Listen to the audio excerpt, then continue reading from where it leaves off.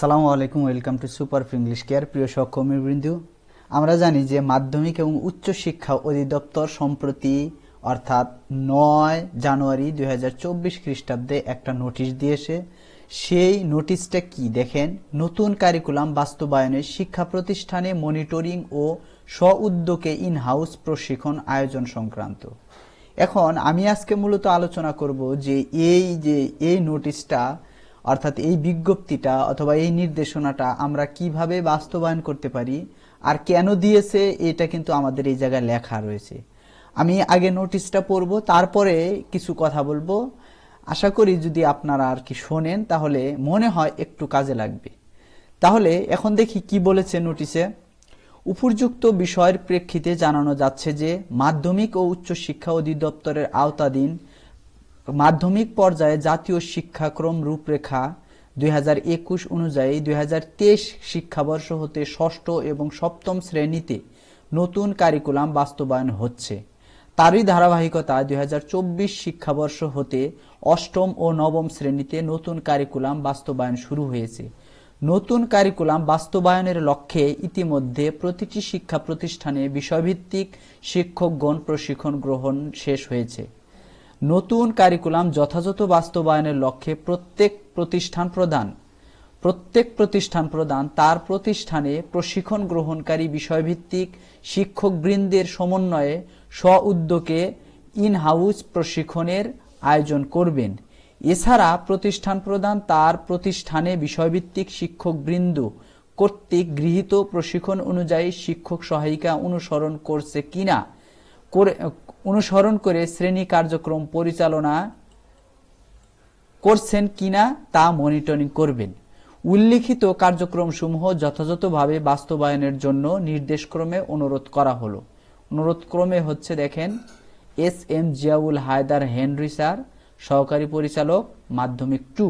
এখন কেন আমাদেরকে এই নির্দেশনা দিয়েছে?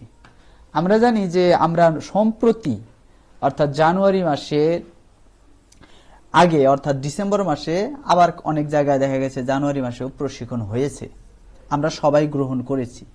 এখন এটা কিভাবে বাস্তবায়ন করা যায়, এই কারণেই এটা দিয়েছে। আর আরেকটা বিষয়, এটা যেহেতু নতুন কারিকুলামটা কিন্তু আমাদের কাছে অনেকের কাছেই দেখা যাচ্ছে যে একটু কঠিন মনে হচ্ছে। আর এই যে কঠিনটা কিভাবে সহজ করা যাবে, মূলত সব বিষয়ই নতুন যেটা আসে সেটা আমাদের কাছে কঠিনই মনে হবে, কিন্তু এটা সবচেয়ে আমাদের সুবিধা হবে যদি আমরা যারা শ্রেণী শিক্ষক রয়েছি, শ্রেণী শিক্ষক না তো বিষয়ভিত্তিক শিক্ষক রয়েছি, তাদের মধ্যে যদি একটা ভালো সম্পর্ক গড়ে তুলে আমরা নিজেদের মধ্যে শেয়ারিং করি, তাহলে আমাদের এই বিষয়টা সবচেয়ে কাজে লাগবে। আমি শেরপুর সরকারি বালিকা উচ্চ বিদ্যালয়ের একজন শিক্ষক, ইংরেজি বিষয়ের। আমরা যারা ইংরেজির শিক্ষক রয়েছি তাদের মধ্যে একটা ভালো আন্ডারস্ট্যান্ডিং রয়েছে। আমরা কি করি, আমরা যদি কোনো সমস্যা হয়, দেখা গেছে আমার কাছে কোনো প্রবলেম হলে আমার যারা সহকর্মী রয়েছে ইংরেজি বিষয়ে তাদের সাথে বিষয়টা শেয়ার করি। এতে হয় কি যে শেয়ার করার ফলে তার কাছ থেকে আপনি সহজ সমাধান পেতে পারেন। আবার দেখা গেল যে অন্য কোনো টিচারে যদি সমস্যা হয়, অর্থাৎ কোনো বিষয় সমস্যা না, এই প্রত্যেকটা বিষয় কিন্তু আমরা জানি এবং পারবো, কিন্তু আরেকজনের সাথে আলোচনা করার ফলে বিষয়টা কি হবে, একদম ক্লিয়ার হয়ে যাবে। আর সেই কারণে এই যে ইন হাউস প্রশিক্ষণের আয়োজন করার কথা। আরেকটা বিষয়, মনিটরিং কি করবে, মনিটরিং আসলে কি, মনিটরিং দরকার রয়েছে। কারণ হয়েছে, মনিটরিং করলে একটা সুবিধা হবে কি, যে ধরেন আমরা 8 জন শিক্ষক রয়েছি, 8 জন শিক্ষকে ধরেন ক্লাস নিচ্ছি, একই ক্লাসে ধরেন ক্লাস 8 অথবা 9 2 জন টিচার ক্লাস নিচ্ছি এক এক শাখায়। এখন এক এক শাখায় যদি এক এক রকম ভাবে ক্লাস নেওয়া হয় এবং মূল্যায়ন করা হয়, তাহলে শিক্ষার্থীদের মধ্যে কিন্তু একটা প্রতিক্রিয়া সৃষ্টি হবে। এর ফলে কি দেখা গেল যে অন্যরকম একটা সিচুয়েশন তৈরি হয়ে যাবে। আর আমাদের প্রধান কাজ কিন্তু টিজি অনুসরণ করা, অর্থাৎ টিচার্স গাইড। এখন টিচার্স গাইড অনুসরণ করতে তো হবেই, এর জন্য আমি কিন্তু একটা বিষয় করেছি। আপনারা এই বিষয়টা প্রত্যেক সাবজেক্টের জন্য করতে পারেন। অর্থাৎ আমি ইংলিশের বিষয় করেছি। ইংলিশের বিষয় কি করেছি দেখেন, ক্লাস 9 এবং 8 বিষয়টা করেছি যে আমাদের সারা বছর ব্যাপী কয়টা ক্লাস নিতে হবে ওই জায়গায় টিজিতে দেওয়া আছে, অর্থাৎ টিচার্স গাইডে দেওয়া আছে।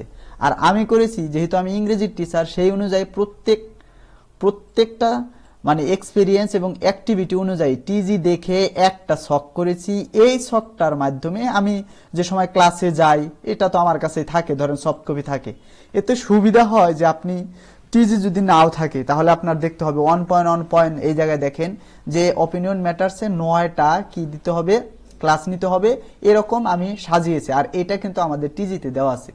এখন এই রকম যদি আপনি যদি প্রতিষ্ঠান প্রদান হন তাহলে কি করতে পারেন যে আপনার যে একজন শিক্ষককে একটা বিষয় দিয়ে দিবেন যে তাহলে আপনি এই বিষয়টা করেন, অথবা ভাগ করে নিলে কি হবে, এই কাজ করতে কিন্তু 1 ঘন্টা লাগবে সর্বোচ্চ। এই 1 ঘন্টা কাজের ফলে আপনার অনেক টাইম বেঁচে যাবে এবং কাজটা করা অনেক সুবিধার হবে। আর যারা ইংরেজি রয়েছেন তারা কিন্তু আমার এই ইউটিউব চ্যানেলে এটা দেওয়া আছে এবং আমার Facebook page super English care নামে এটার আমি ইমেজ কপি দিয়ে রাখছি। আপনারা চাইলে ওটা ওই জায়গা থেকে ডাউনলোড করে প্রিন্ট করে নিতে পারবেন আর আপনারা ইউজ করতে পারেন। কিন্তু অন্যান্য সাবজেক্টের গুলো কিন্তু করা নেই।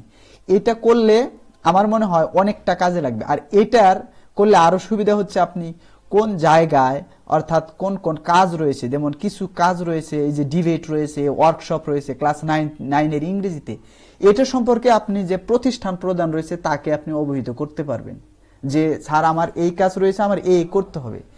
আর আরেকটা বিষয়, প্রতিষ্ঠান প্রদান কিন্তু এই টিজি পড়বে না, তার মানে তাহলে তাকে অবহিত করার দায়িত্ব কার, বিষয়ভিত্তিক টিচার যারা রয়েছে তারা।